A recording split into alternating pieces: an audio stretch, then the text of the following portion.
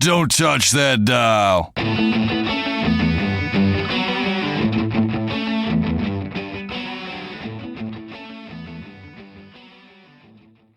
Welcome back to the Behind the Bits podcast, where my guest and I talk serious about stand-up comedy. We're at episode 9, and my guest is Greg Schwem. He is a corporate comedian from Chicago, Illinois, and he's a heavy-hitter corporate comedian that's worked for McDonald's, Hyatt Hotel, Cisco. He's done shows for almost all the big corporate names you could think of. So he's been very successful at that, and the nice thing about Greg is he started out as a regular old comic, just like all of us are. I think that corporate comedy is a viable option for some of us, and this is a great episode for anybody who would like to explore that or find out what it's all about. I wanted to quickly mention Greg's YouTube channel, A Comedian Crashes Your Pad. It's a really cool channel where he videos his stays at Airbnbs all over the country where he's doing shows. It's a little bit of history. It's a little bit of interacting with the host and a little bit of human-to-human contact that's not scripted. I really enjoy it, and I think you will too. So check that out on YouTube. It's called A Comedian Crashes Your Pad. And with no further ado, here is Greg Schwem. Okay. Welcome back to the Behind the Bits podcast. I'm still Scott Curtis, and with me today I've got Greg Schwem. How are you doing, Greg? I'm doing great, Scott. Thanks for having me on. As we talked a little bit before we started recording here, you reached out to me on Twitter, and you were somebody I was looking for. So it's kismet. Things happen the way they're supposed to happen. I'm really glad that you reached out. Thank you. Greg, tell me a little bit about what you do currently. Mm-hmm. Well, currently I do stand-up comedy and humorous speeches, but my audience is specifically in the business world. I do large corporations. I do business associations. You really don't find me at a comedy club. It's not to say I don't do them, but for I'd say about the past 20 years or so, that has been my niche, if you want to call it that, is just performing at corporate events for the business world. Right. Now, you and I are about the same age. When did you actually start doing stand-up? I started about in 1989. Okay. I was a TV news reporter in Florida and did stand up on the side. It's something I'd been doing since college, just as a hobby. But it became more than a hobby while I was working as a journalist. And eventually I decided I liked making people laugh more than depressing them. So it was kind of weird because there were days I was doing both. I was doing really serious hard news stories. And then 6 o'clock and roll around and my piece would be on TV and I'd be done for the day and I'd go to the comedy club 2 hours later. And eventually I decided I liked doing that more. So I left journalism. I left broadcast journalism and moved back to Chicago, and I started doing stand-up. And that was the fall of 1989. Okay, cool. And your degree's in journalism, obviously. So you're a little off track from that, but I suppose you talk a little bit about current events in your act. Well, also, I think it's great to have a journalism background because I think it helps in your writing of comedy. And I think and also I like the fact that I was a broadcast journalist because when you're a TV reporter, obviously you're in front of people every night and you have to go out and interview those people. So it's kind of like you had an audience, right, for every story that I did. Mm-hmm. Yeah, that does. I'm sure that helps with being comfortable on stage and all the things that a lot of people have morbid fears about. So that, that definitely helps. So thinking about when you started out, did you start out going to the clubs, doing open mics and stuff like that? I did. I started just as a regular club comic. I moved back to Chicago, but I was on the road a lot. I worked the South a lot. I worked the Midwest, and I did what every comedian thought they were supposed to do, which was just work comedy clubs week after week after week. And I got very bored with that very quick and kind of kept saying to myself, is there a future in this? Mm-hmm. And I think the answer that kept coming up was, I don't know. And if I didn't know, I thought I've got to figure out some way to sort of separate myself from the pack in some way. And that's when at about the same time that I was having misgivings about working clubs over and over was when people started to approach me after shows and ask if I wanted to come down to their office or their company and do some of the bits that I had done in my my club act. Right. And you've done some pretty heavy hitters as far as corporate comedy. I mean, I saw Cisco in there, IBM, Hyatt, United Airlines. I mean, you're not just doing mom and pop's Elkhart trailer business. You're not doing the Christmas party. Yeah. where I take the DJ's microphone for 45 minutes. Right. And that's been it's been very gratifying. But yeah, as I started to do more and learn how to market myself and realized that even these big corporations wanted to laugh and needed that break in their meeting or their 3-day conference or so forth. That's I just kind of put my foot in the door and things escalated. So obviously you had to make some sort of a decision and a transition. How long did it take you to say, okay, I'm doing the clubs now and making somewhat of a living, but I want to get into the corporate stuff? How long did it take you to turn that around before you felt like the corporate stuff was a comfortable way of life and way of making a living for you?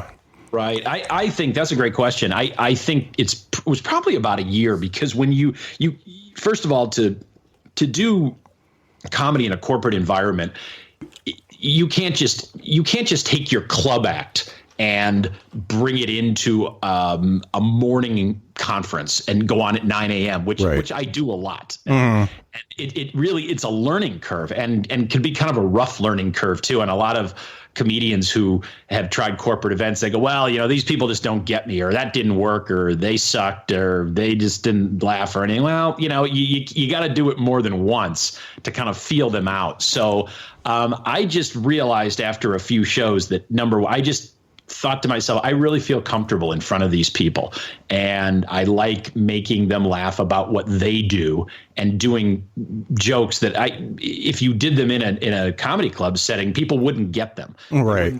You can't do jokes about Microsoft's new software, so forth in a nightclub. But if you do it in front of a bunch of Microsoft engineers, they're going to think that's really funny. Yeah.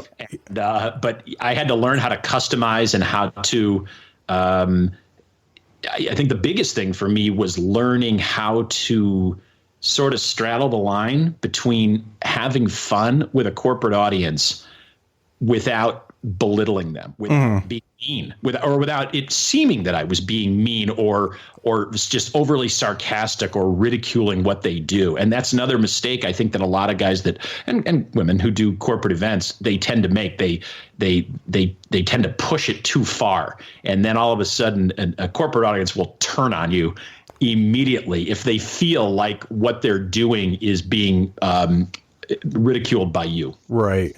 I mean, especially like in, if you were doing Cisco and they just had a lot of their routers recalled or something like that, and you bring that up. Or layoffs. Yeah. Like that. I mean, there are certain topics you don't go to. And I've worked for companies that have said to me, it's okay. They've said, we can take a joke, don't push it. Mm-hmm. We realized, like you said, we just had a lot of our routers recalled and it made the news. If you want to do a joke or two about how we're trying to recover from that, that's fine. But don't do 10 minutes. Right. Because then we're going to get annoyed. Right. I would imagine that with doing corporate comedy, you've probably got a core set of bits that you do, but you have to do a little bit of investigation, a little bit of research into that company so that you can make it work for them.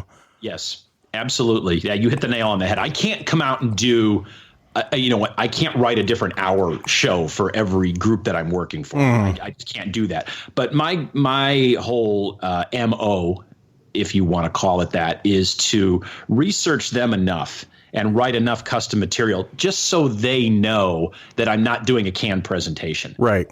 And that they really appreciate that. I'll give you a great example. I'm doing a show in about a week in Traverse City, Michigan for the Michigan Health and Hospital Association. So I got on some of their social media feeds and I read some of their press releases, and I found out that there was a lawmaker in Michigan who has proposed a bill or thrown his support behind a bill that would eliminate they call it surprise billing. Surprise medical billing, which I've never heard. I think that's a funny term, because to me, every medical bill you get is a surprise. Oh, yeah. At some point, it might not be, they're going to charge me for these services, but it might be the amount that I was charged for 2 X-rays or something like that. But I didn't realize that existed. So that's what I try to do. So I will write material about that and things that I think are funny, even if my audience, they might go, oh yeah, surprise medical billing. Yeah, we deal with that every day. But what I like to do is show them that there's humor in that kind of thing. Right. And that, I think as soon as you make that connection, they know that you know what they're all about. And I know every industry has its own terminology and its own nomenclature and stuff like that. If you put a few of those in there, I would think you're just gold after that, because they're like, hey, this guy gets me. Right. And it doesn't always hit, but if at least they know, and as I said, there's nothing worse than I'm not a big, you can tell when speakers in the corporate sector are doing a speech that they've done over and over and over again, and it really doesn't matter what the audience is or who they are or what they do. Right. And I think that's very phony. And I don't mind, I don't mind being very vocal about that, because I put a lot of extra time in, and I think that's what these audiences want. Yeah, and that's got to work so well for you. So I don't want to back up too much, but so you're doing the corporate gigs and you get good at it, and you're like, okay, I know I'm good at this. You obviously weren't doing Cisco and Hyatt and stuff like that out of the gate. How did you obviously you are probably aggressive about marketing yourself. I mean, from what I'm seeing on your website and stuff like that, you're very good at keeping things up to date. How did you get yourself to a point where you could go up to Cisco and say, hey, I think I'd be a good speaker for your yearly whatever meeting? Well, I mean, I think a lot of times that one great thing about doing corporates is they kind of do some of that work for you, because if you work for these companies, these big companies that have tentacles and branches all over the country, all over the world, once they find out about you, they do tend to talk sometimes, or because if you have a good show and you didn't offend anybody and you didn't tick anybody off and everybody had a good time, well, if you're a meeting planner, that's exactly what you want to hear, because that's one less thing you have to worry about. So I do a lot of marketing, and I have a very good client list, and usually just about any company that I either cold call or cold email, I can say within your industry, I've worked for bang, bang, bang, bang, and bang. I mean, some of them might be their competitors, but it's enough where they say, oh, so he's done shows for the insurance sector or the pharmaceutical sector or so forth. But I think there's nothing I enjoy more than, like, some of my shows are everybody in the audience works for the same company, but a lot of my shows, everybody in the audience works for the same industry, meaning they all work for separate companies. And those are my dream audiences. I bet. Association of pharmaceutical companies, because then they all go back to their own company and they go, we just heard this guy at the yearly association meeting and we're having our own event. Why don't we bring him in for that? Those are the audiences I want to go after. That's great. One of the things, I've been just messing around with stand-up for about 5 years because I'm a really late bloomer, but I talk to a lot of young people, and I see them kind of arrive. I see them get to where they could actually do a guest spot. They could maybe do a feature or something like that, but they're scared to ask, and they're scared to get like a professional headshot, get a nice bio or something like that. And that's one of the things I always encourage them to do. I mean, if you're good, then go out and get what you want and what you need. And the way you went about it, obviously, I mean, it probably took a while for that word of mouth thing to get started, but you obviously are on a roll now, and that's great. Mm-hmm. Now, one of the things that I wanted to talk about on corporate comedy, I think we discussed before we started recording that I work pretty clean, and obviously in corporate comedy, you got to work clean, and clean is different for a lot of different companies. Right. No definition. Everybody has their own, and that's something. The definition is getting. I want to say the definition of, well, let's put it this way: the definition of what's offensive is getting broader exponentially. Yeah, just a little bit, and that's a problem. That's something that is really difficult. If everybody wants to laugh now. Don't get me wrong, Scott. Everybody wants to laugh. Everybody thinks it would be at least what I do. Everybody thinks it'd be a great idea to have somebody come in and make their audience laugh. That hasn't gone away. But then they say, okay, however, we have these people and these people and these people, and we have we have people from foreign countries here, and 2/3 of the audience is women, and 1/3 of the audience does over $500,000 in sales with us. All of a sudden they factor in all that, and they start wondering, is this a good idea? And the answer, obviously, that I can give is, of course, it's a great idea if you hire the right person. And I know that sounds incredibly biased, but all I can do is just say, trust me, trust me. Doing it for 20 years. But again, I can't.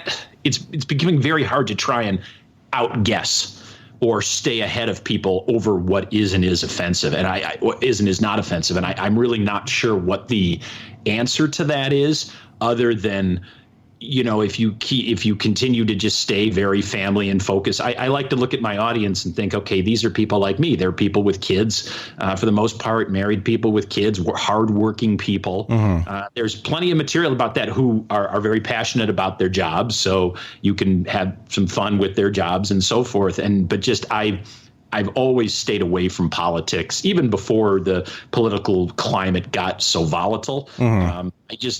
I'm always been of the belief that people, either whether they go to comedy clubs or they see a comedian in any kind of setting, they want to get away from that. Right. And I when I sit down to write and script out my show and my set list, I'm always looking at my material, thinking, okay, do they want to hear about this topic, or would it be better? I might have some really funny jokes about it that I think are hilarious, but does the audience really want to hear that? I think people just want to be entertained. Right. They want to be entertained, but it's such a it's such a volatile landscape right now on what you can say and what you can't say. I would imagine that you've probably had to change some stuff up in the last few years, even though it's pretty tame. There's a few bits that I've done that maybe I just can't do that anymore, or I don't know if I can give you specific example. Oh, well, I will give you one about I thought this was funny, right? Okay, and again, I'm bringing President Trump into this. It's not a question of whether I do or I don't like President Trump. That's not important in the context of this example. But right after he was elected, I thought it would be funny to, in the middle of my presentation, I use multimedia in my presentation. I use video and I use audio and all that kind of stuff. So I thought it would be funny to about 15 minutes in, the audience would hear a bong and a ding sound, and I go, oh, you know what that means? I go, President Trump can't be here today, but he's live tweeting this show. So every time you hear that sound, that means that the president has just tweeted about it. And then there's usually a video screen in the back. So I'd go, let's go to the president's live Twitter feed. And I had mocked up a fake tweet from the president, from his account. You can Photoshop and things like that. And it'd always be something about me. It'd be like, so far haven't laughed once, comedian, hashtag loser, And why isn't this event in a Trump hotel? Not about them, just mostly self-deprecating towards me. Right. And that was funny for about 2 weeks. Yeah. And then I just finally had to stop. Yeah. And people were just the minute the name was mentioned, they didn't even let me. People these days, they don't even let you finish the joke. If they hear something, and this is bad because this really makes this is a struggle that comedians have, is that people now form judgments about what you're going to say before you say it. They'll hear a word like a buzzword that they think, oh, no, he can't talk about that. Well, wait until you hear the whole context and then form your opinion. But unfortunately, people don't do that anymore. Right. And there's nothing I can do about it. So it's best just not to bring up those words. Right. It's funny. I went through that. Like I said, my act is pretty clean, but I've got a joke that I've since taken out, and it may come back. But I've been with my wife for 37 years, so I talk about how I was able to keep that up, and I talk about how I'm a different kind of guy. I don't get into sports, and I don't get into working on my car. What I really like to do is lay in bed and watch Project Runway with my wife, and there's more to it. But the first time I did it, I said, so the reason why we stayed together so long is I'm my wife's gay roommate. And there you go. Yeah. But I did that, and a gay guy came up to me and said that was great. That was the best joke. So I did it again, and I just, instead of saying my gay roommate, I just said I'm gay. And I got an email from somebody saying, you may not know this, but the way that joke came off was you were making fun of gay people. And it was longer than that, but I'm like, I definitely don't have the intention of pissing anybody off. And but you don't get, but you're not allowed to, you're not allowed to give your side. Right. I will tell you right now, in a corporate environment, if I did that, if I bang. So the reason my wife and I have stayed together for 37 years is I figured out I'm her gay roommate. The show would crash and burn. Yeah. I said that. I don't care how well it was going before. That's all they'd need to hear. Yeah. And then and then at the end of the show, in the end of the uncomfortable silence when I walked off stage, the first person that would walk up to me is the head of human resources and say, by the way, didn't we say no offensive material? Yeah. That's the way that would come up. They wouldn't say, we didn't like the gay reference, or do you know that there are some gay people in part of our company and we're very open company. And of course, we accept people of all races, religions, and creeds and sexual orientations, which I know is great. But that's what I would get. I would get, we told you not to be offensive. Yeah. So that's where I'm coming from. And don't get me wrong. It doesn't I find that there would probably be a lot of comics that say, I can't do this anymore. I just can't. There was comics that have saying, I can't do colleges anymore. I just can't. Oh, yeah. Because, to me, though, it just makes the challenge more, I don't want to say fun, but it makes it more challenging. It's like if I can continue to do this and continue to make the corporate world laugh, even though the whole what you can say, that's getting smaller, the box is getting smaller. To me, it's a challenge, and one that I relish, put it that way. Yeah. And the funny thing is all it takes is one word, and one person to complain. Yeah. And that is the same as really when you're writing and you've got a concept for a joke and you're trying to get it down to set up punch or set up in 3 punches or whatever. When you're cutting out, you really have to look at everything for content too and say, how is this going to play for an audience of people who are 40 to 60, and how is this going to play for an audience that's 18 to 25? It's You're right. Yeah, it's really writing, editing, and then the hard part is still staying true to yourself and enjoying what you do. You don't want to pander. You don't want to be the point where you're pandering to people. I mean, there have been a few jokes, like, as I said, my presentations include multimedia. They include PowerPoint and so forth. And one thing I do is I let my clients see the PowerPoint. I don't write my whole act out, but that's my way of sort of compromising with them. And I let them see it. And I basically say, I don't want you to look at this. I don't want you to look at this for, is this funny or not? Because I always tell them, I go, there's going to be slides and images in there where you're going to say, where's he going with this? What I don't get it. What does this have to do with us? And I always say, trust me, it'll all make sense. What I want you to do is, I say, I want you to look at it for factual content. And, is this, does this topic I'm going to talk about relate to this branch of the audience type of thing? I don't want to be talking about stuff that everybody in the company says that's not us. I'd like, because that makes me look stupid.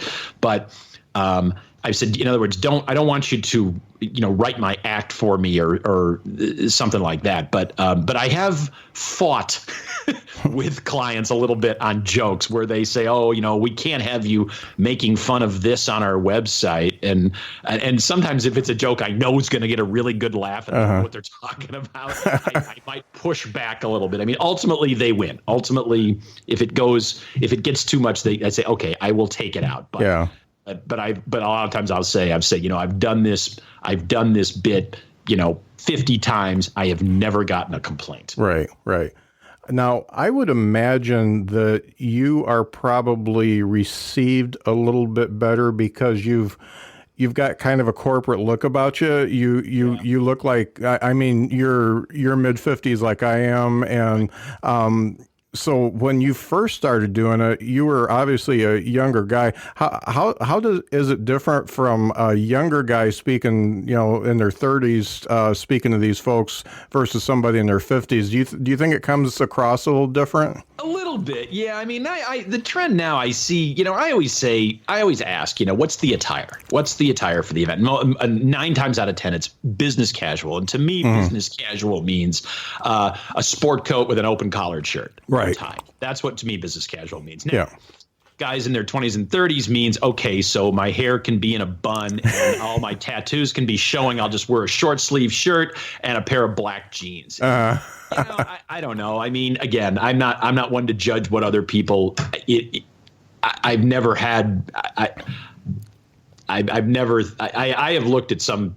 I have looked at some speakers sometimes and go, okay, man, really, maybe you could dress up a little more. But, for some of them, it's part of their persona, that whole hipster, I'm a disruptor of the company kind of thing. And if that's the way you want to come off, okay, that's fine. So, but I'll tell you, I used to think I'll tell you this story. One of my very first corporate dates was in Hawaii.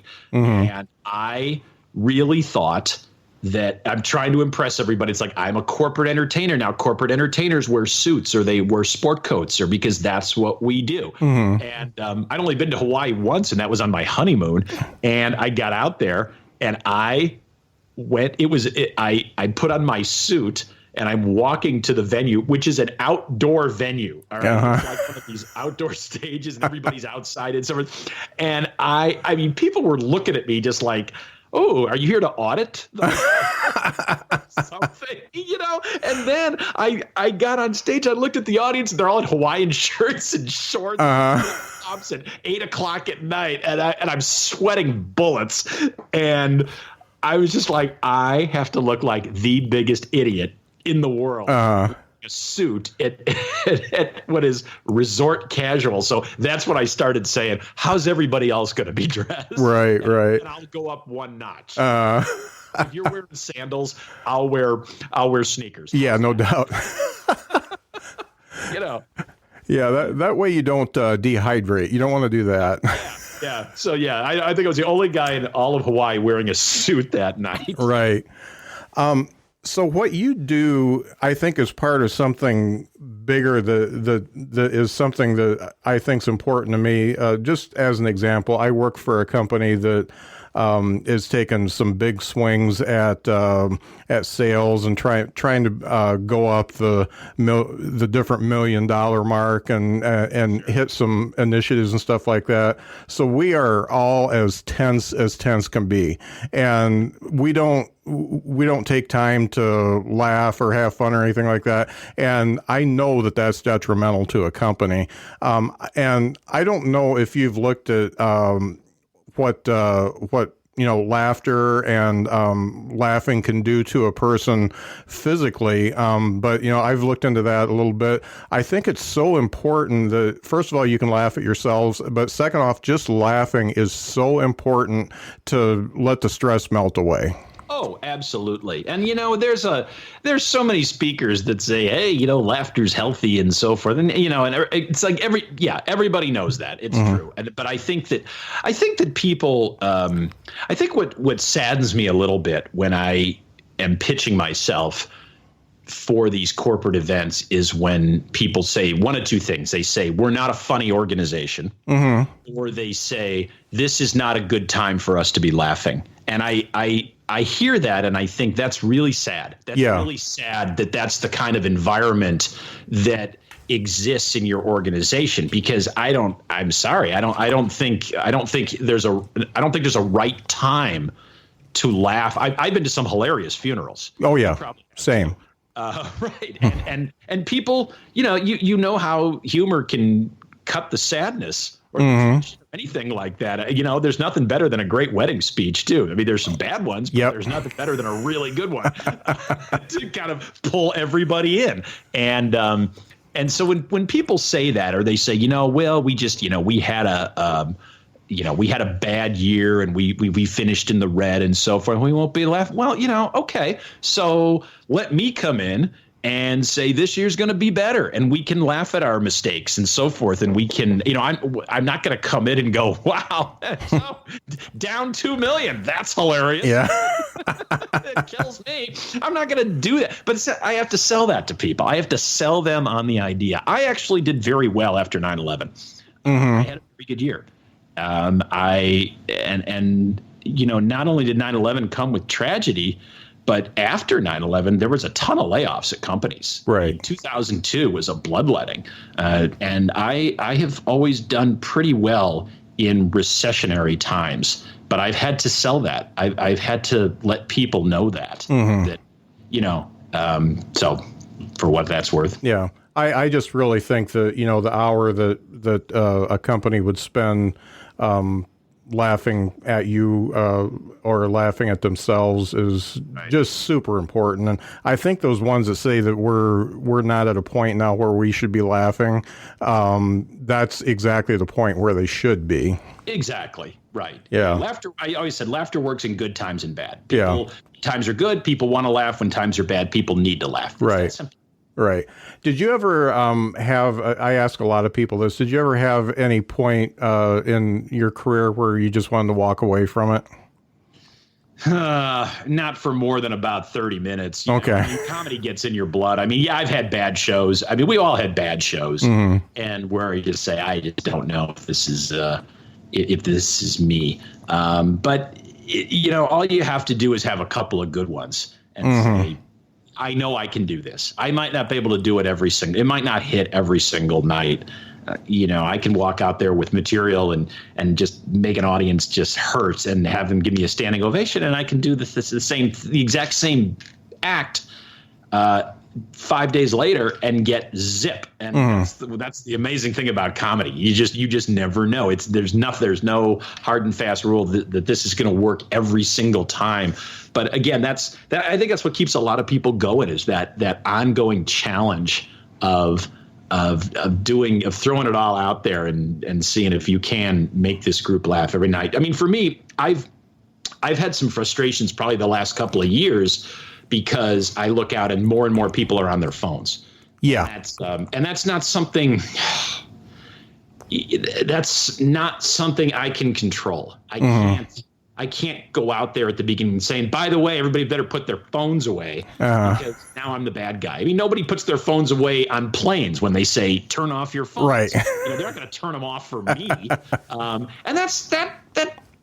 It bothers me because, again, I'm going out there to give people a break from the emails and the texts, and and it's like, can you just maybe hold off for 45 minutes? Yeah.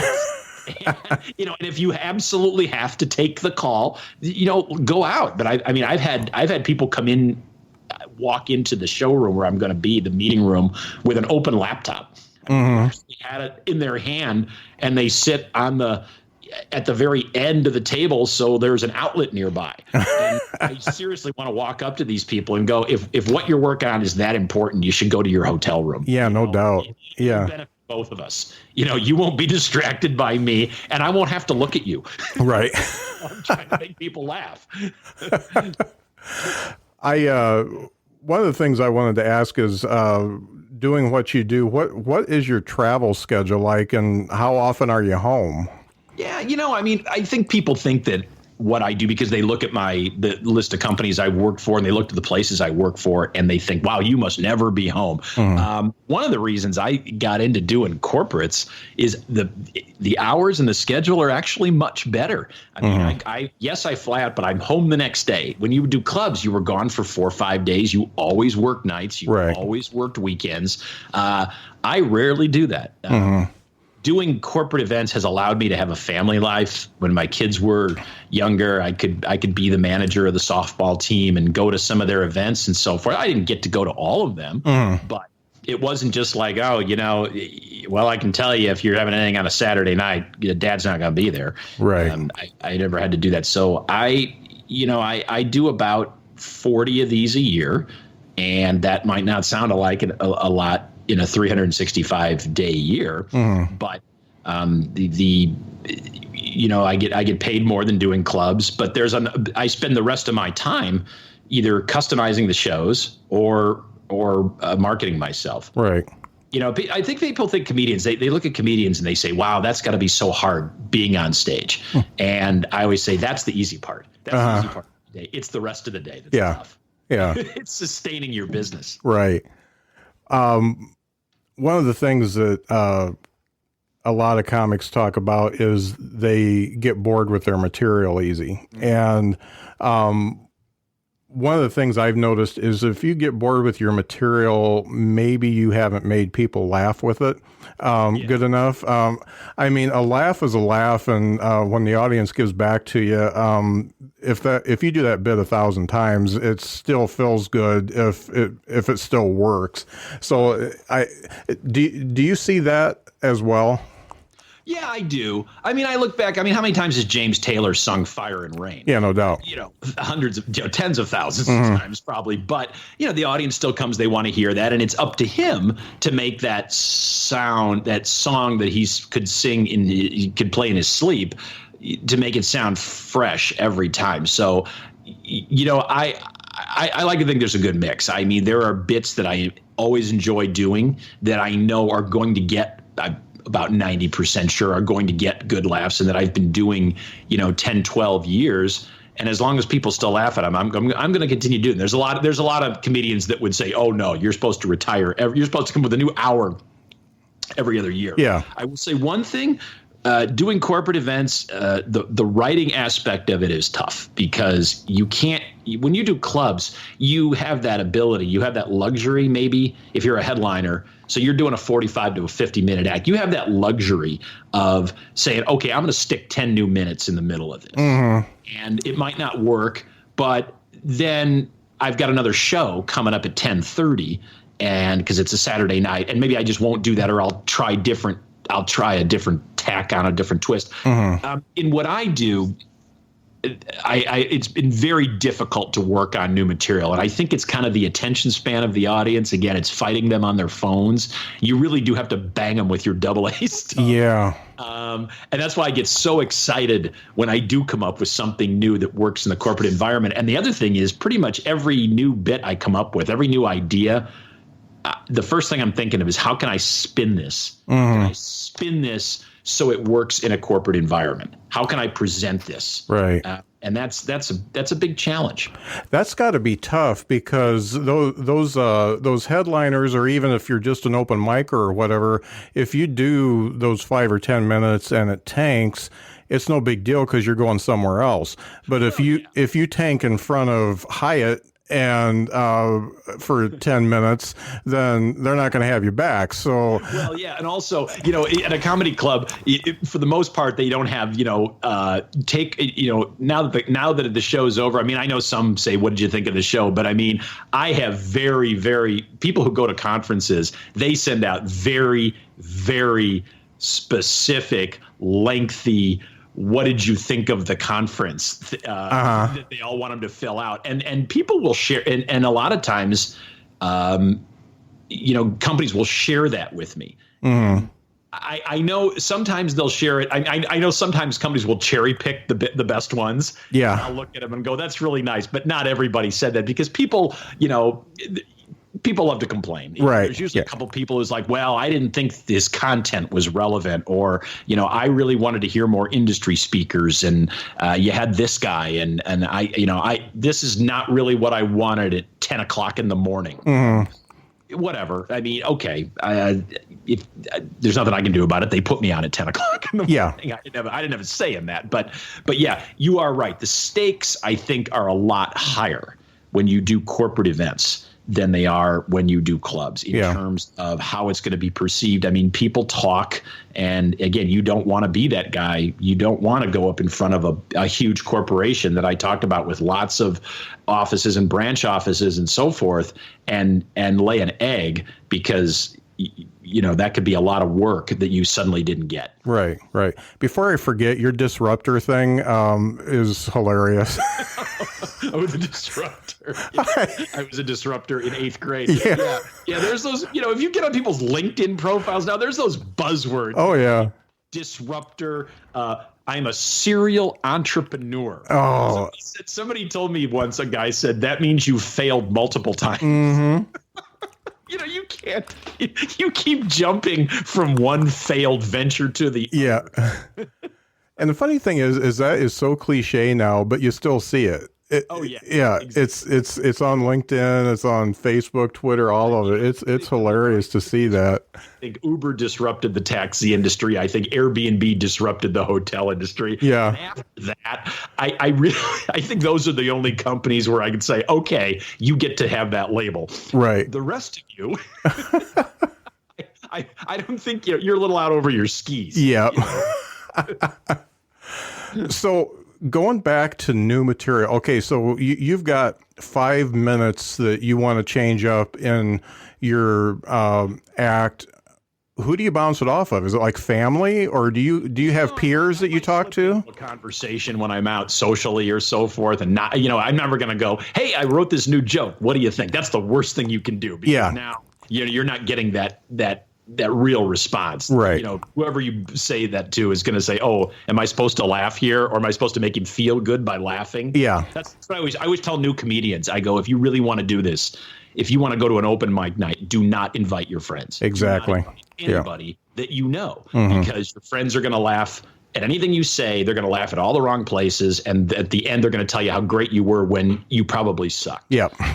But if you go out in front of strangers, if you bomb and you go home, they don't have to see you, and you don't have to see them. It's over. But if you do well in front of people who have no vested interest in you, you might be onto something. Right. So how do I come with new material? Yeah, I might just sort of slip it into conversation. My wife always knows when I'm trying jokes out on her. I can't. Get But eventually you just have to do it. You just have to get out there and see. And I don't expect it to get a blown away laugh. A lot of times, I have a side gig as I run a every other week humor column for the Chicago Tribune Syndicate. And sometimes when I'm working on material, sometimes I'll write a column about a topic that I want to put into my stand-up act. So that's kind of my way of writing. And then I'll put it on social media. And a lot of times I'll see how much feedback I get. Right. The more feedback you get, the more it relates to people. I'm toying right now with doing a bit on if you if you ever are just so sick of technology that you just need a break from technology, you should go visit your neighborhood deli, because a deli is an industry that technology just completely passed. Yeah. It operates the same way as when your grandmother was in line. Exactly. A spool of plastic of paper numbers, and everybody holds one. Yeah. They all wait in line. Nobody comes breezing in with a salami app. I ordered this, and I have frequent kielbasa points and all that crap. That's great. Everybody just waits. Yeah. It's been that way, and then the person slicing it. Yeah. There's no app for that meat slicer. Yeah. 1940s. So that's great. And I'm going to write about that, and then I'm going to try that on stage. Right. One of the things that's important to keep your name out there is obviously the marketing. And I talked about, your marketing is good. I just want to congratulate you. I looked at your blog, and the last blog you put out was February 11th of this year. I can't tell you how many comics I go to their blog page, and the last one was 3 years ago or 6 years ago. And I'm like, just take it down. If you're not going to do it, you put that fresh content up. So obviously you're working all the angles to make sure your name's out there. And it looks like, if you're doing the Tribune, if you're doing that column for the Tribune and the blog and stuff like that, that seems like it probably draws a lot of people that may not have known you before. Yes. Yeah, absolutely. You just, these days it's like darts. You just throw a lot of them out there and you see which one hits the bullseye. And I think one of the ways that you have to be successful at this is you just have to continue to develop fresh content, even if it's in areas, am I a big fan of Instagram? No, I don't quite get it. Mm-hmm. I don't quite get Instagram, but I need to be up there, just because you never know. You never know. Who might see something, or who might, I have gotten jobs off of blog posts and articles that I posted on LinkedIn, something like that. So yeah. And plus it's a great way to take up your day. Oh yeah. I think. Well, and obviously you're writing, so that's a creative process. And the more you do that, the better you get at it. Mm-hmm. That was another thing I was going to ask. Do you have a routine or a schedule for writing? I don't. There are comics that can do that. I mean, I've heard of Jerry Seinfeld says, he gets up and he writes an hour a day on a legal pad. Mm-hmm. I have never been able to do that. Yeah. I cannot sit down and say, I'm going to be funny for the next hour. I try it, and for one reason or other, it just doesn't work for me. I wish it did. I wish it did. And some comics would say, well, you just need to be more disciplined. Well, maybe. In your mind, I do. But what do you do the rest of the day after that hour? So I think I'm very disciplined. Right. I just, to me, when it comes to me, it comes to me. Mm-hmm. It's funny. I heard one guy that was doing the 20-20-20 thing every morning, 20 minutes of meditation, 20 minutes of writing, and 20 minutes of reading. So that got your creative juices going at the beginning of the day. And then I think about getting up an extra hour early to do that kind of stuff. And it's just it's a non-starter for me. So there you go. Maybe someday, but man, it just, you get tired, especially if you're out till midnight doing a mic or something like that. Yeah, exactly. Yeah. Exactly. I'm not a late night guy. Never have been. I don't know why I picked this profession. So, some guys are like, 2 a.m. That's when I'm at my best. Well, 2 a.m. That's when I'm horizontal. Yeah. My brain shuts off by 2 a.m. That's one of the reason. I love doing morning shows. I love doing shows. I would have been great in Branson. Yeah. I keep threatening my wife with that. We got to move to Branson, and I can be that breakfast guy. No doubt. The brunch comic. Yeah. But I enjoy those. I enjoy getting up at 4:30 in the morning and prepping, knowing that I have a presentation to do at 9. Mm-hmm. And the adrenaline's flowing, and the coffee's flowing, and the coffee and the audience is flowing. They're not liquored up. Mm-hmm. I think those are some of my favorite audiences. Yeah. I read an article. I should have saved it, but I'm a procrastinator, and they say that the procrastinators, when you're in a creative field, are actually put out the best content, because even when you're not sitting down and making yourself write, you are thinking about it all the time. So when you finally put that content out, it's actually better than if you had been writing all along. And I'll use that excuse for a while, just just because that's all I got right now. So. I like to ask a lot of the people I talk to, when you started out in stand-up, what you know now versus what you know then. What are a couple of things you wish you knew when you first started? I think I knew that, first of all, there's an awful lot of people who say they're going to help you. Yeah. But they don't. Yeah. They might have their best intentions. These might be some of your best friends. Yeah.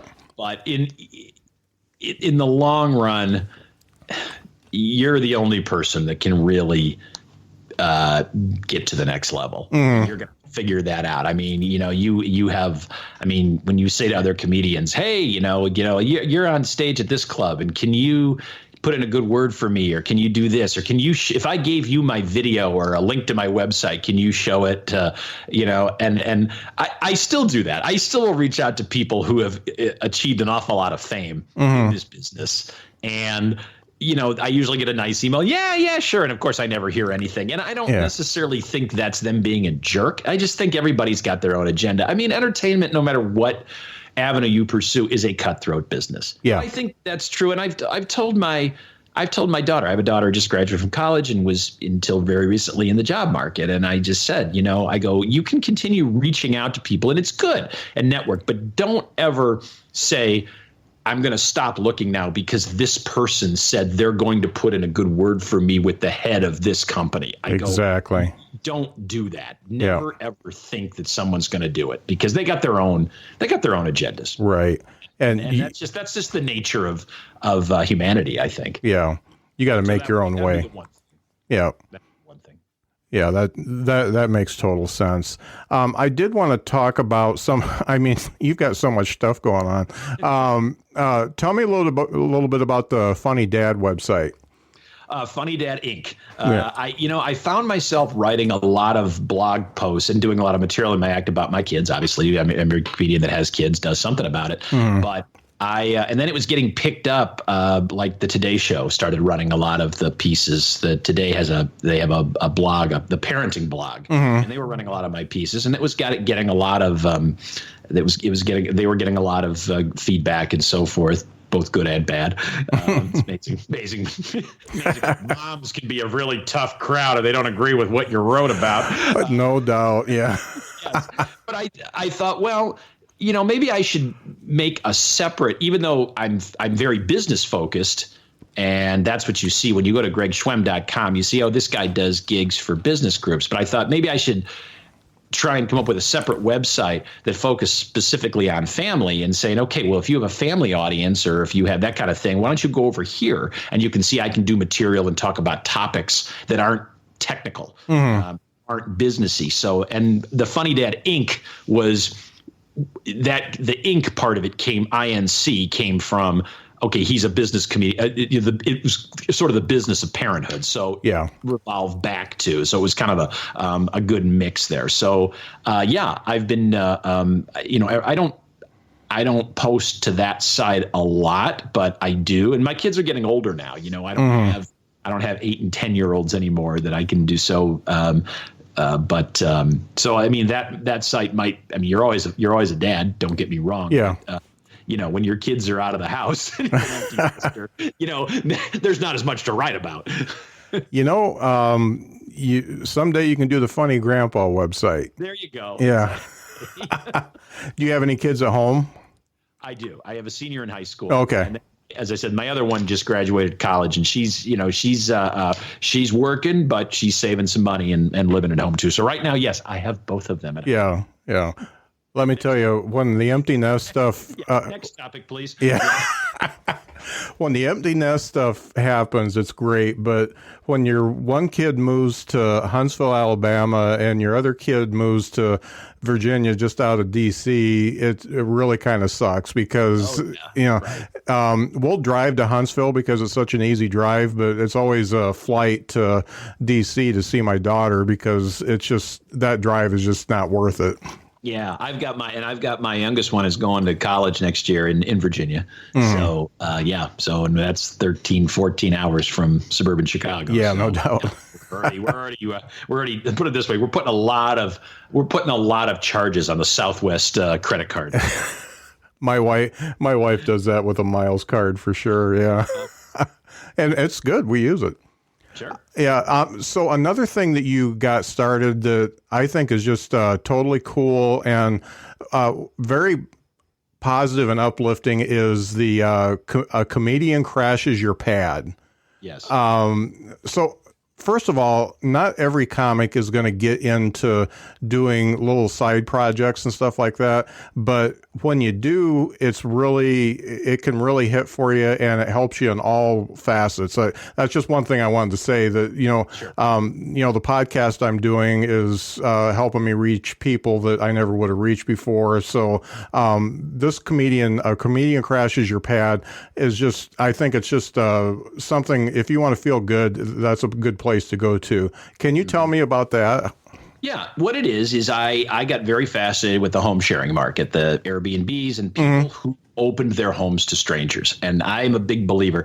You asked me how I write material. I have to be out talking to people. I can't sit in a hotel room or in my office. I can't sit by myself. We covered that and write material. I need to have stuff going on around me. I need to be stimulated. And the way to be that is to talk to people. So I also have always wanted to kind of get back into broadcast journalism, maybe not full time, but I did miss the idea of talking to people on camera and getting them to open up. I always thought I was pretty good at that as a broadcast journalist, of being able to go into a strange situation and get people to talk to me on camera who I'd never met before. Right. So I thought, wow, people are opening their homes to strangers. And I thought that's got to be kind of an interesting person who would do that. I couldn't do it. I could not have strangers come into my home unvetted. I can't. Yeah. I mean, I can't even have some of my relatives come into my home. And, I know that. So, and even that's a struggle. But I thought, as long as I'm on the road and I maybe had an extra day, and had some time, why don't I investigate some of these areas? Because I go to, Scott, I go to big cities, but I go to some small towns too to do these corporate events. They're not always in Orlando and Las Vegas and Phoenix. A lot of them are, but a lot of them are in smaller towns. And so I came up with this idea that I would stay in a home share and find somebody who was willing to be filmed, to be where I could actually sit down with them. I could get a tour of their property on camera and then sit down with them and talk to them about why they do home sharing. And then if there was anything else they wanted to do, hang out with them. Yeah. Hang out with them. Go to their favorite bar or do something that they like to do if they're willing to have me come along. So that's how A Comedian Crashes Your Pad was born, and it's a web series. It is it's picked up a little steam this year. It's on a couple of streaming media services. It's currently being pitched as we speak. Well, actually, I think he's on his way over there right now at a film festival in Berlin. Oh, wow. So and I've done some of these. I've done them in foreign countries too. I had a date in Vienna, Austria. Last November, and I had a stopover in London, and I thought, okay, I'm going to find one to do in London. And it's really, and for anybody out there who's listening to this podcast and thinks this is a good idea, don't steal it because I've trademarked it. Let's just start with that. Yeah. So I'm serious about this. But I think people like to watch how other people live. That's why you have a travel channel, and that's why you have an HGTV. And I think people are fascinated with that. But to me, I call it A Comedian Crashes Your Pad, but to me, the stars of the show are the people. I consider myself to be the straight man on episodes. I mean, I try to find people who are just a little quirky or maybe have quirky properties, maybe basically I try to find people who might be doing home sharing for reasons other than financial. I mean, everybody wants to make money. There's bedroom, and that's why they put it up. But there's a lot of people out there who I think have I don't want to say an agenda, but they enjoy talking to people about something that they're passionate about. And I find a lot of those people. So yeah, I've done about 35 episodes in 35 different cities, and plan to do more. And I've branched out to making them a little longer. And if there's something weird going on in the city at the time I'm there, I want to pop into that. It's not a your run of the mill travel show where you're like, hey, you're in Atlanta. Well, you got to visit Coca-Cola Park, and you got to visit, it's like not the same stuff. Yeah. San Francisco is not complete without a visit to the Golden Gate Bridge. Well, no kidding.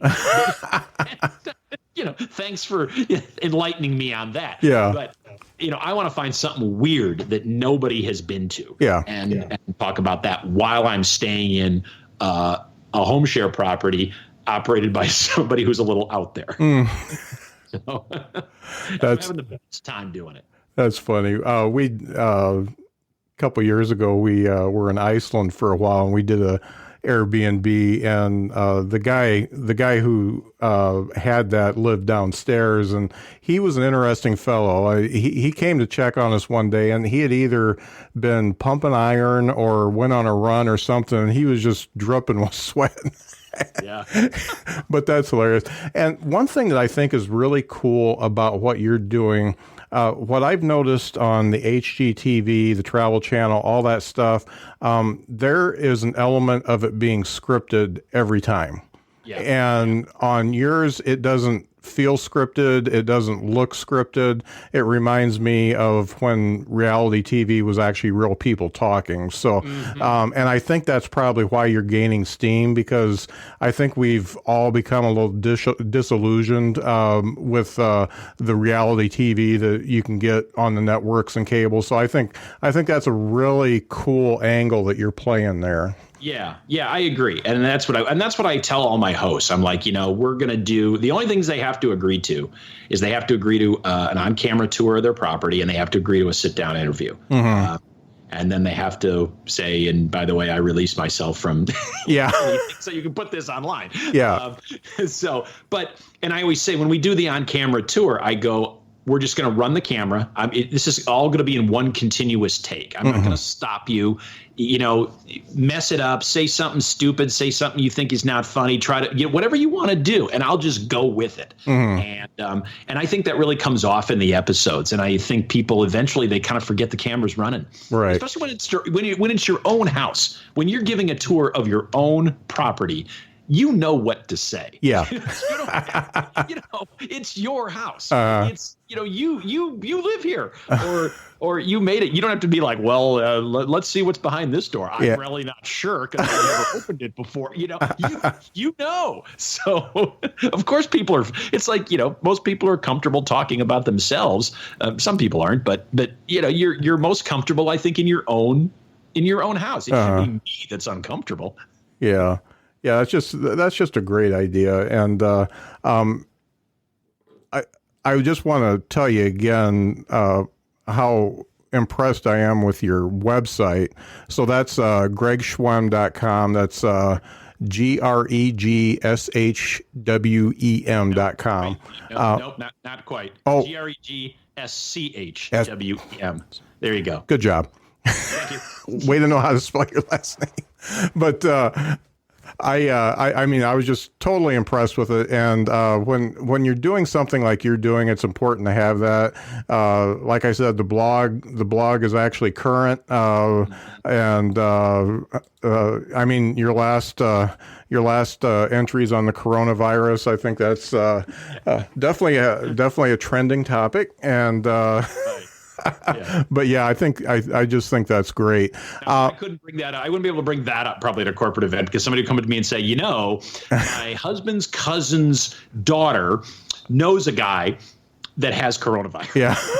And how come you don't know that? It it really hit us because, I mean, we're just little rural Indiana folk, and whenever we go to D.C., we have to do a connecting flight to O'Hare, and we got to O'Hare. It was about probably 2 weeks after the whole coronavirus thing came up, and we were just astounded at how many people had face masks on at O'Hare. Exactly. And I was just like, and then I read more into it. I'm like, oh, this is pretty serious, and I think I might get a face mask myself. Right. Yeah. It's kind of hard to write jokes about coronavirus. Yeah. I'm on a few comedy groups that people try, and it just doesn't work. No, not really. Well, see, the tack I took in the article was that I just, I was accused of having it because I sneezed in an elevator. Yeah. And I heard somebody get off the elevator and say, he's probably got coronavirus. Yeah. And, and I was like, okay, the gloves are off, lady. Yeah. That's great. So, Greg, in addition to your website, how can people find you? I would say that would be the best way. I'm on all the social media. If you search Greg Schwem on all the social media links, either Facebook or Twitter, or Instagram, you can find me. And if you want to see my pad crashing episodes, if you just go to YouTube and then just search "A Comedian Crashes Your Pad," my channel will come up. Okay. And hopefully there'll be a lot more of that soon. Well, Greg, I really appreciate you talking to me today. This was, corporate comedy and what you do. It's another thing for comics to do. And obviously you've done very well at it. Everybody wants their own Netflix special and stuff like that. But one of the things I've always wanted to get across to people is there is a way to make money being funny without having to be like ultra famous. And yes, you're right. It looks like it looks like you're doing very well at that. Well, Greg, thank you so much for being on the show. This has been a great show, and I wish you all the best. Thank you so much for having me on, Scott. Thanks. He's kind and he's funny and he's also mustachioed. He solves all your problems by the end of every episode. TV Dad. Everyone loves TV Dad. TV Dad. Unlike your real dad, he never hollers. And he tells you how Progressive can save you lots of dollars. Listen to your TV Dad. Switch to Progressive and you could save hundreds. Progressive Casualty Insurance Company and Affiliates. Potential savings will vary. At Kroger, we want our fresh produce to meet your expectations, which is why we're dedicated to doing up to a 27-point inspection on our fruits and veggies, checking for things like scarring. In fact, only the best produce like zesty oranges and crisp carrots reach our shelves. Because when it comes to fresh, our higher standards mean fresher produce. Kroger, fresh for everyone. Save big on your favorites with the Buy 5 or More, Save $1 each sale. Simply buy 5 or more participating items and save $1 each with your card. Kroger, fresh for everyone.